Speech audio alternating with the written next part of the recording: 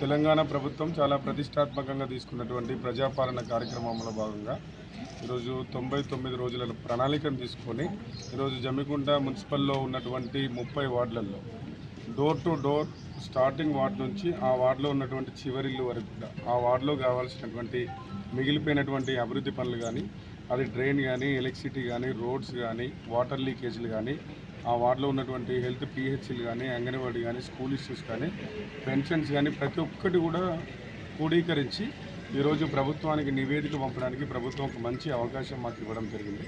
ఈరోజు 9th ward మరియు 11వ ward 2 వార్డులలో కొనగంటి రాము గారు స్థానిక కౌన్సిలర్ మరియు విష్ణు గారు స్థానిక కౌన్సిలర్ మరి ఇక్కడ ఉన్నటువంటి మహిళా సంఘాలు మరి వార్డు ప్రజలు మున్సిపల్ అధికారులు ప్రెస్ మీటర్లందరితో కూడా ఈ 2 వార్డుల సందర్శనలో ప్రజలు చాలా సమస్యలు మా దృష్టికి తీసుకురావడం జరిగింది.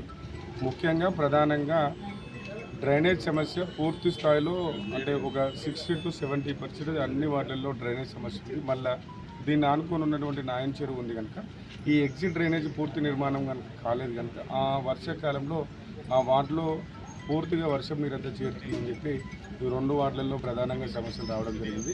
పూర్తి స్థాయిలో 99 రోజులలో ప్రభుత్వం ఇచ్చినటువంటి అన్ని ప్రణాళికలు దాంట్లో మోరీ నుంచి మొదలుకొని చిన్నపిల్లల అంగన్వాడీ స్కూల్ మధ్య వరకు అంటే ఈ మధ్యలో అనేక ప్రోగ్రామ్స్ ఇవ్వడం జరిగింది. అవి చెప్తే చాలా పెద్దగా ఉంటాయి. ప్రతి ఇష్యూను కూడా ఇక్కడ ఉన్నటువంటి ఏఈ గారితో టౌన్ ప్లానింగ్ తోటి అన్ని డిపార్ట్మెంట్స్ కూడా పూర్తి సమాచారం స్వీకరించి మళ్ళీ 99 రోజుల తర్వాత ఈ నివేదికను ప్రభుత్వం దృష్టికి తీసుకెళ్ళి జమ్మికుంటకు కావాల్సినటువంటి వనరులు నిధులను తీసుకురావడానికి మళ్ళీ ప్రభుత్వ పెద్దల దగ్గరికి మా మున్సిపల్ కౌన్సిల్ అందరినీ కూడా పార్టీలకు అతీతంగా అందరినీ కూడా కలుపుకొని ప్రభుత్వ పెద్దల దగ్గర తీసుకెళ్ళి ప్రభుత్వం నుంచి నిధులు మంజూరు చేసుకొని పట్టణ అభివృద్ధికి ఎక్కడ కూడా వెనక్కి పోకుండా సొంత ప్రయోజనం సొంత స్వలాభం సొంత ఎదుగుదల కాకుండా పట్టణ అభివృద్ధి పట్టణ ఎదుగుదలే ముఖ్యంగా పెట్టుకుంటూ ప్రతి విషయాన్ని కూడా సేకరించడం జరుగుతుంది.